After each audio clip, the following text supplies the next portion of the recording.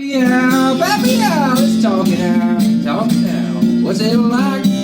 What's life all about? Oh, Pappy Hour, say your piece. Laugh at yourself, slap your knee. Recorded at Flipside Theater in Superior, Colorado, this is Pappy Hour with your hosts, Lucas Buddy and Eric Thompson. Yes, you can. Yes. Can you just say mead, please? I'm going to say it. Mead. We feel- just had mead from Daver, man. Yeah, water, yeast, honey. And that's it. And some other thing he said that the yeast eats. But It is the nectar of the gods, and knowing my gods, the Norse way. It's so cool to see you drink out of a horn. I brought a horn. Yeah. Yeah. To this episode was fantastic. We got to have a little mead. We got to have a little talk about cervical fluids and we did, gentlemen. Stay tuned. Yeah, hey, that's right. Really, we are going to post this too. There were some really helpful tips for you men and women. Hypno babies for wanting to have a natural birth, assisting in the cycles. What was the book? It was something about periods. Period. Something about periods. And it's real. We'll put the links up. But we'll put the links up, and this is really good stuff. Yeah. Really helpful. And our Daver guy, I'll tell you what, if anybody's looking for spinal and craniosacral therapy, massage therapy, Daver Verdoner, LMT, right here in Lafayette.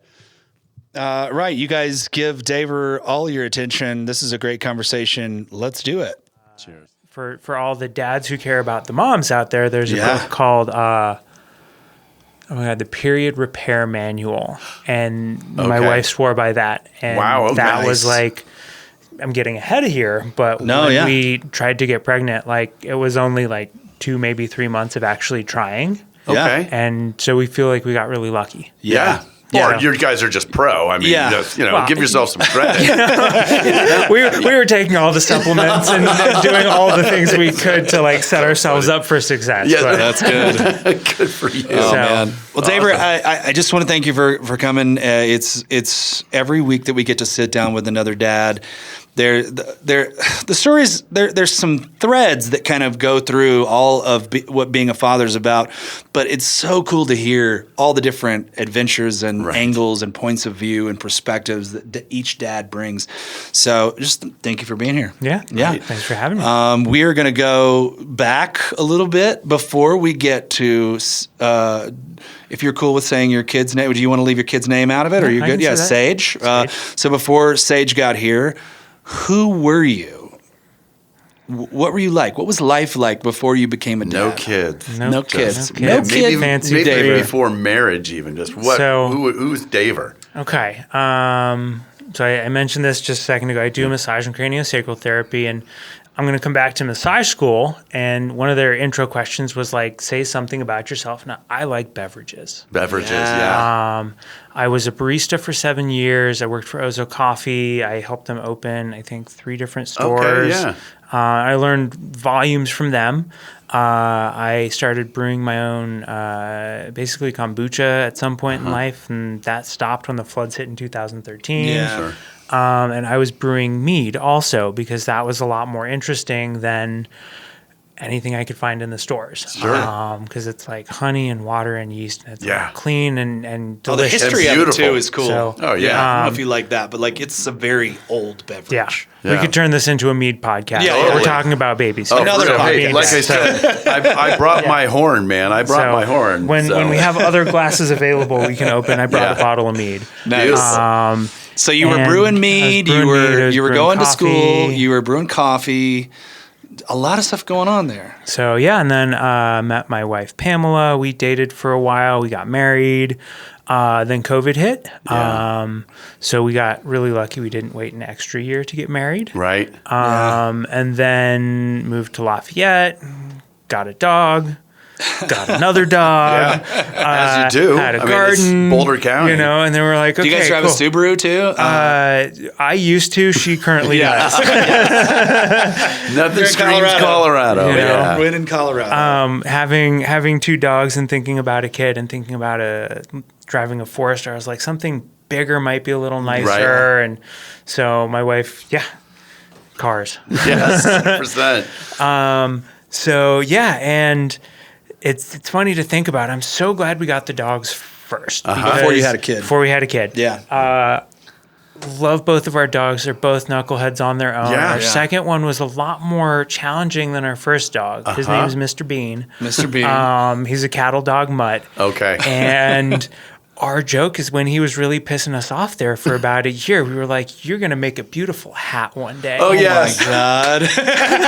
Love it. No doubt. And so that way Little Cruella de Vil action there. Goodness. we as dog parents had a way to express our frustrations with him, but not be actually malicious in any way. Totally. Yeah. We tell our dog Bridget all the time we're going to take you back to Durham, right where we got you from.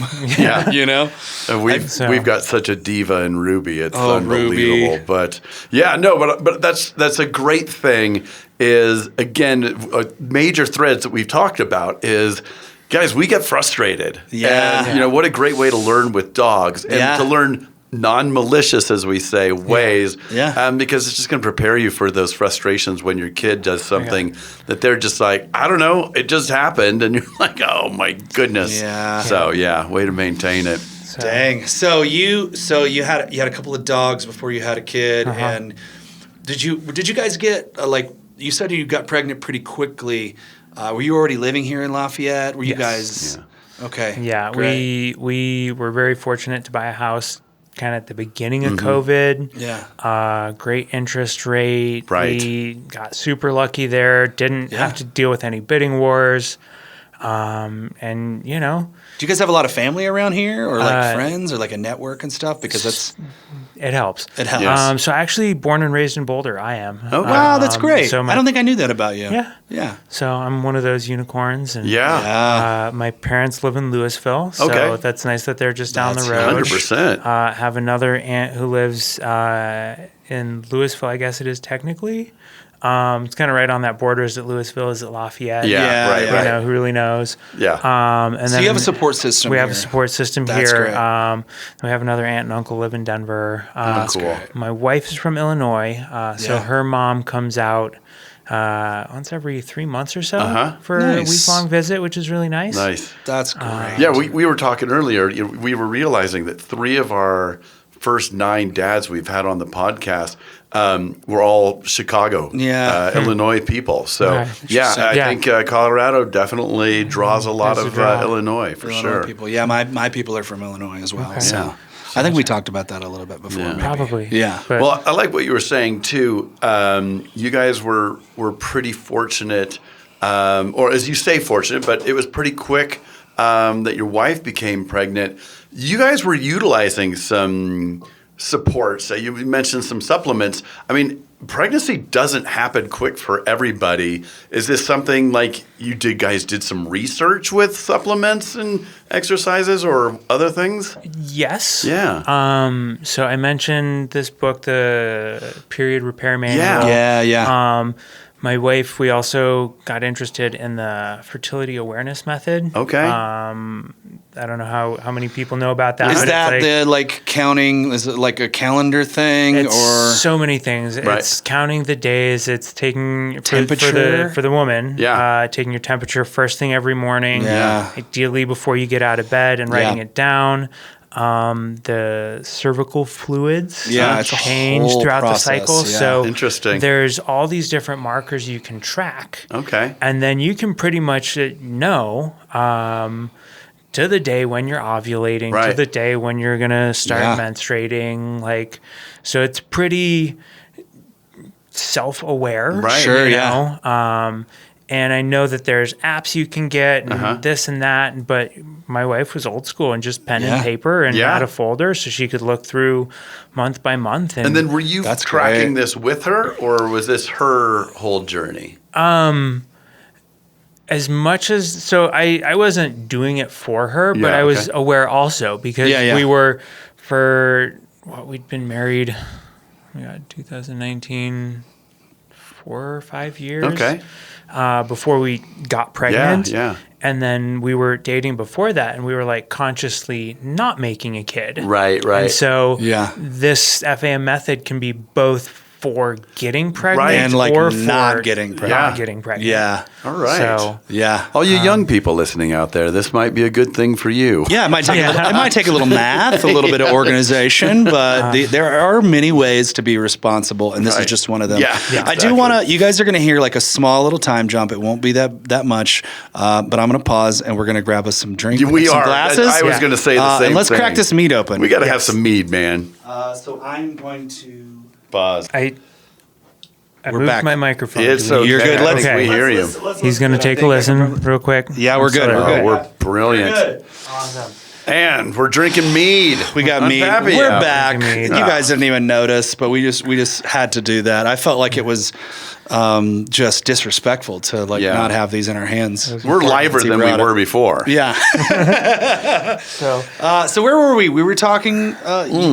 Do you remember About where we were? some of the different cycles regarding that pregnancy method of either getting pregnant or not getting pregnant. Yeah. Okay. Yes. Which is brilliant. That's great. Yeah. Well, so you learn. Your wife says, by the way, Daver, it's on. We're gonna have a kid. time. What's your first thinking? So I'm going to, not just from there, I'm going to backtrack to a second to the mead because I want to talk about this. Yeah. Oh yeah. Mead, the way I brew it, takes a long time. This bottle of mead we're drinking sat for over probably 2 years. How do you have that kind of patience? I learned it brewing mead. Yeah, okay, there you go. Apparently, it's the kind of patience you need to brew a child. Yes. Because that takes, about a year also. Yeah. And we did the really terrible thing that every dad wants to do when you're like, we're having a kid, we need to remodel. Hello. Oh my God. Okay, So- first lesson, guys. Don't remodel. Don't remodel while your wife is pregnant or at the same time. Boy. So we are drinking the remodel mead, Remodel mead. which I also sometimes call the bad idea mead. Because the remodel and the pregnancy happened at the same time. And that was just a little extra tough. So fortunately, I was in the process, and I did most of the work myself. So I was in the process of remodeling, and then my wife says, yeah, it happened. We're pregnant. And I was like, all right, I have a timeline to finish the basement. Right. Oh my gosh. This is so exciting. Nothing like a timeline to light a fire under your ass. Yeah. So yeah. there was this, competing. We're both doing our own construction projects in ways, and Yeah.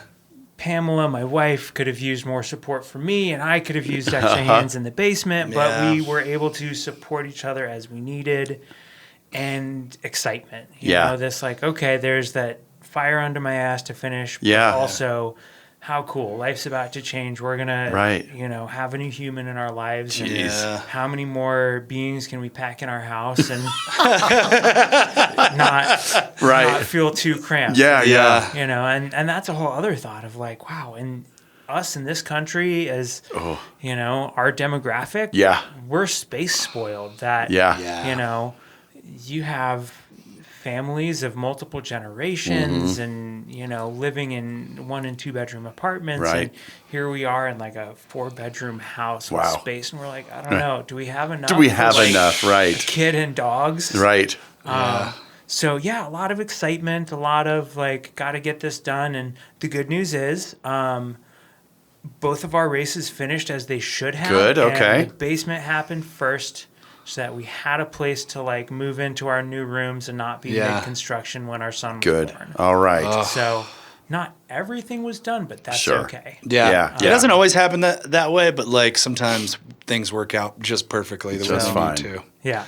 And did you guys at a time know you were going to have a boy or a girl, or was that a surprise you really wanted? We found out at like the 20-week ultrasound. We decided not to find out immediately because we didn't want to know. We thought we didn't want to know. And then at that 20-week ultrasound, the tech puts the first image up and then very quickly pulls it off the screen and says, "Do you guys know? Do you want to?" And we look at each other. We're like, "Yeah, let's find out." And it's like, do you want to know what you got for Christmas or no? Exactly. But that first image, he was showing off, so it was very obvious. Jeez. Okay. When was a boy? Yeah. And at that, the rest of the ultrasound was like, oh, geez. Things went well. We feel like we got really lucky. Great. Yeah. The doctor came in and was like, "Yeah, I have nothing to talk to you guys about. Super. Go home." And we were just like, and he was like, "No, this is a good thing. This is a great thing, yeah. Your baby looks great. 10 fingers, 10 toes, all the right genitals, all the right organs. Like, go home, have a good next couple months." Yeah.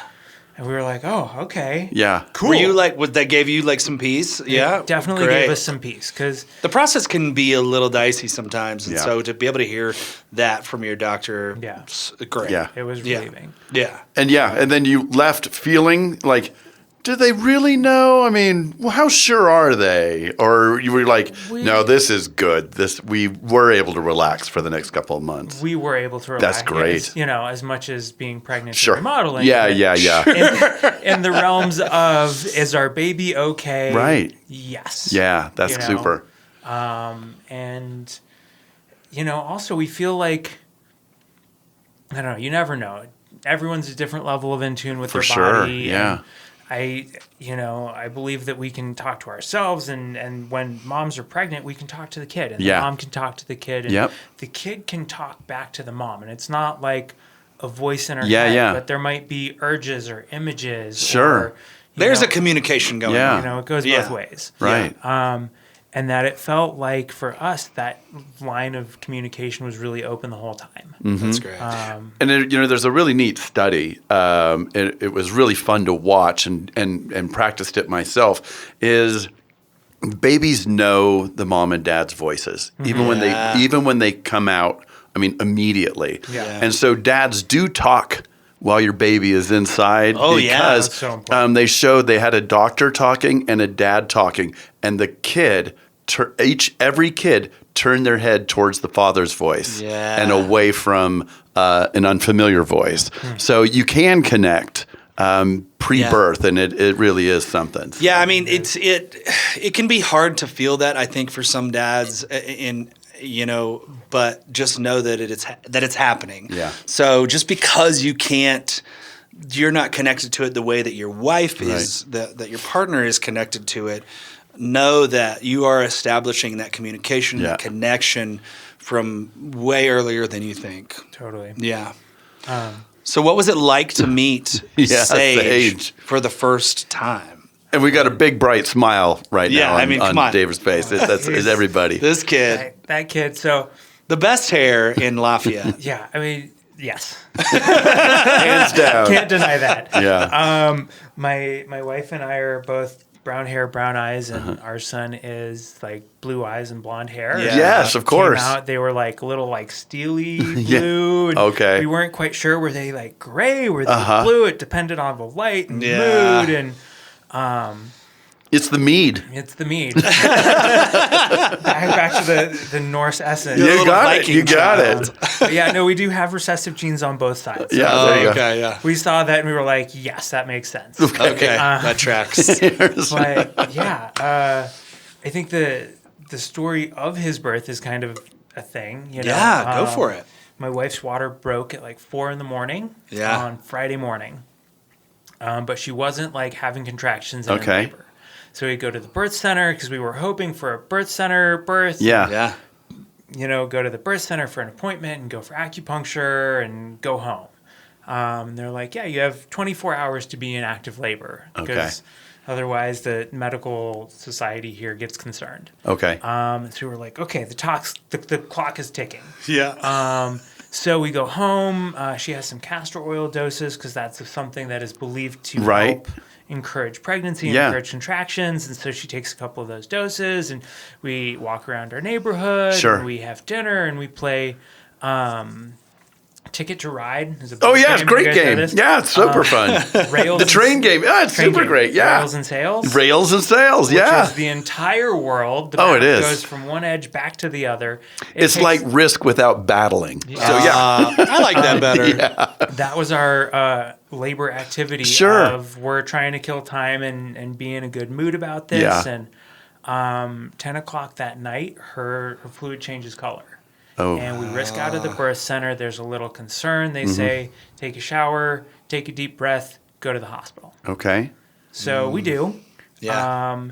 At midnight, we finally get in the car and we're driving down 287 towards a Boulder community on Arapahoe. Yes, yeah. I hit every red light on the way. Of course. Come on. And we're like, okay, we got to go. We got to get there. We're like, antsy and excited, and so the light turns green, and I'm like speeding up, and the light turns red. I'm slamming on the brakes, and my wife's yelling at me, "What are you doing? Go through them. Don't you have a siren, right? The baby siren. I know you're pregnant, but I'm also like really amped up right now. So, it was an exciting drive to the hospital, and we get there, and they're like, whatever drugs they want to spur labor. We were like, no, we're hoping for a natural birth, right?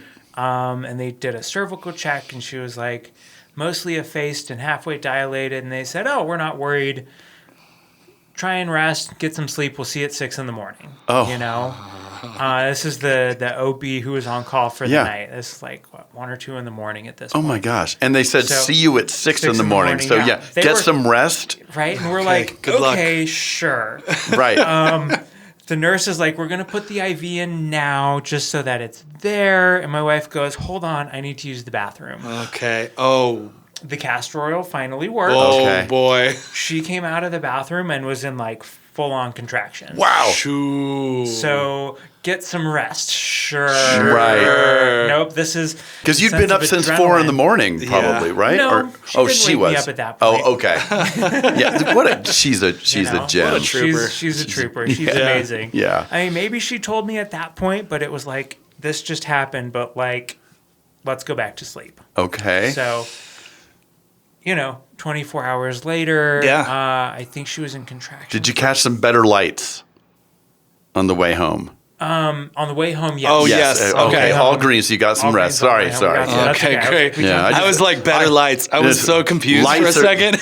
Green lights are so important in my life. I hate red lights, so I'm just letting, Yeah. It was something I could not let go. So, yes, thank you. Traffic on the way home was much kinder to us than on the way there.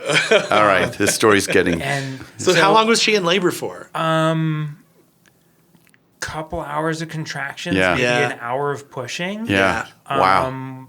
Natural, unmedicated. Wow. Hypno babies. What is that? Hypno babies is I'll describe this the best I can. It's a series of audio tracks that induce hypnosis that allow the mother to cope with pain on a different level. Wow. And so this is something that for those expecting dads and the moms who might be listening also, look into this ahead of time because you want to be listening to these tracks for months. Right. You got to know them and so practice them. So that it's in you, you know? And it's like, you don't just jump into like pregnancy from track 1. It's like building up how do you do self-hypnosis. Wow, incredible. Okay. And so... And this worked for her. This worked for her. Wow. I mean, that's awesome. She's been having migraines since she was a teenager, so she already has a bit of a pain tolerance. Sure. Yeah. Which that helped also, and intense menstrual cramps. Yeah. I asked her if there was anything she didn't want me to share, so I think I'm in the clear. No, you're good. Yeah. No, I think we gotta normalize the. I think it's helpful to normalize having these kind of conversations and using these words. It's like when I grew up, even if I talked to my dad today, and I'm like, if I said the word menstrual cramps, he'd be like, "Okay, all right, let's have it. Let's talk about something else, anything else."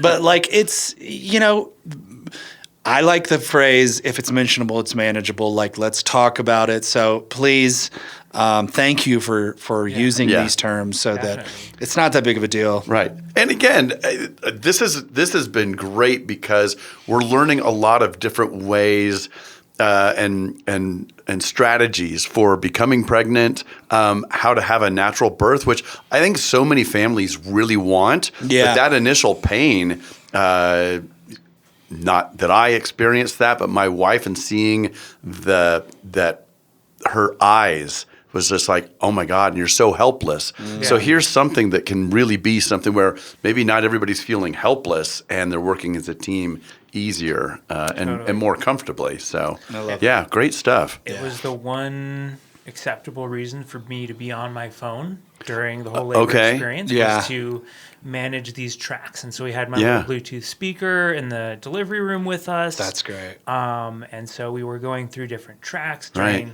when she was in, just in having contractions and in labor. She was in the tub because they let her do labor in the tub. And so we had it there. And then we moved into actually pushing. And she was like, okay, different track. And so this was a way that I could actually participate and be there. In addition to, rubbing her back and being support. And we had a doula. And our doula had this is a great other trick, a big wooden comb, so that the mom could squeeze it with the tines going into her hand. Okay.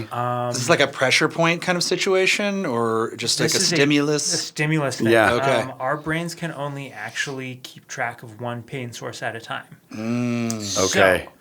So, when you're having those intense cramps, here's something else that you can control. Here's squeezing, and she gets to dictate how much that pain in her hand is to help offset the pain of contraction. Wow. Oh, okay. So Major Payne really knew. Have you guys seen the movie Major Payne?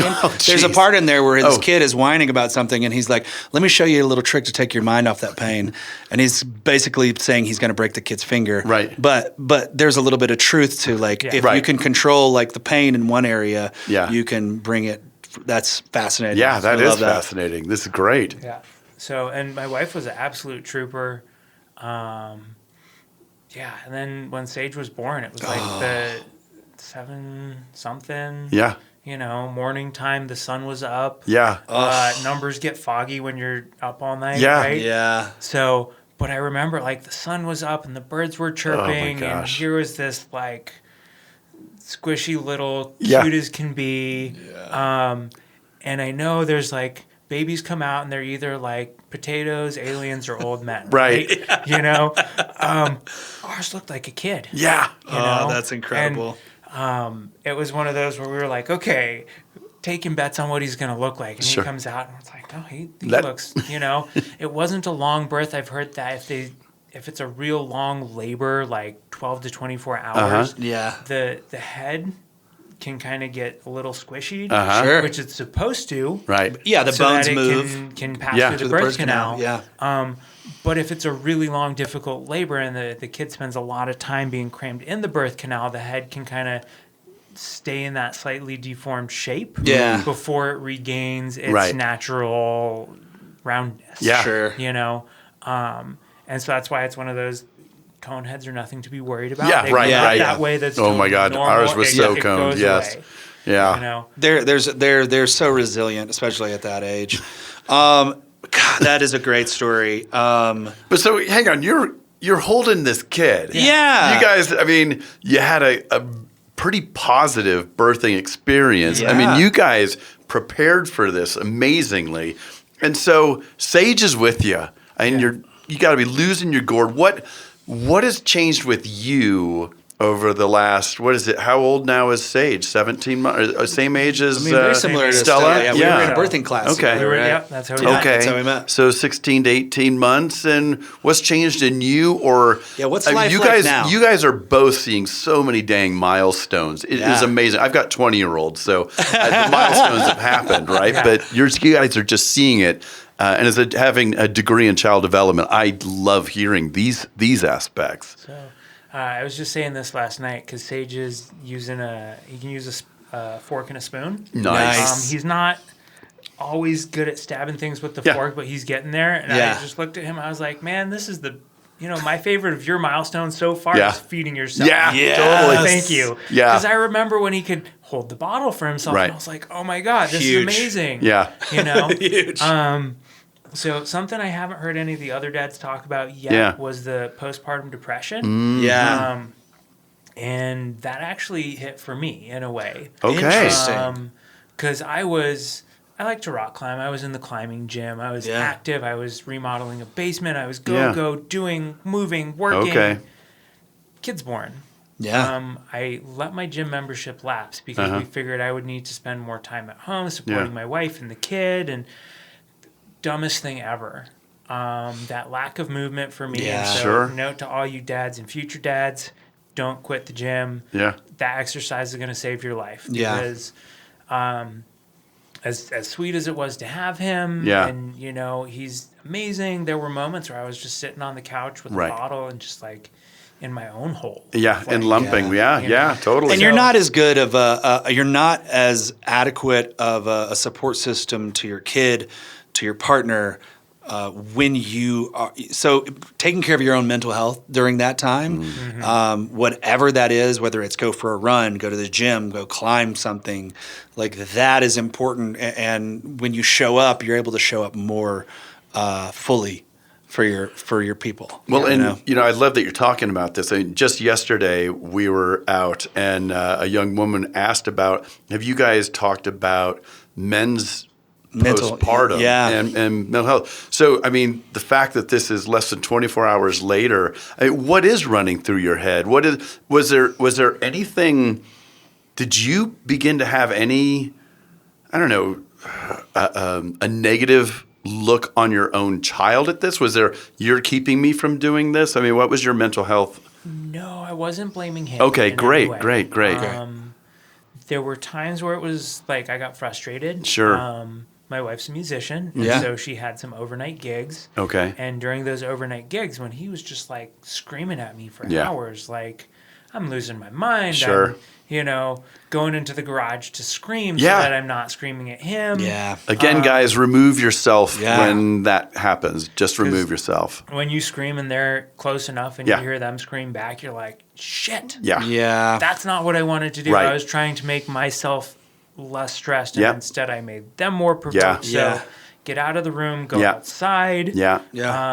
Go in the garage, go someplace where you can express yourself. And if your kid's screaming, that's okay. You can put them down in the bassinet or the crib. They will be okay. They will be okay. And when you come back, that's what matters. That's the difference between action and reaction. I mean, you are slowing down, as it were, and like not allowing the moment to overcome you. And these kids, it takes them time to learn the emotional regulation. So even from that young age.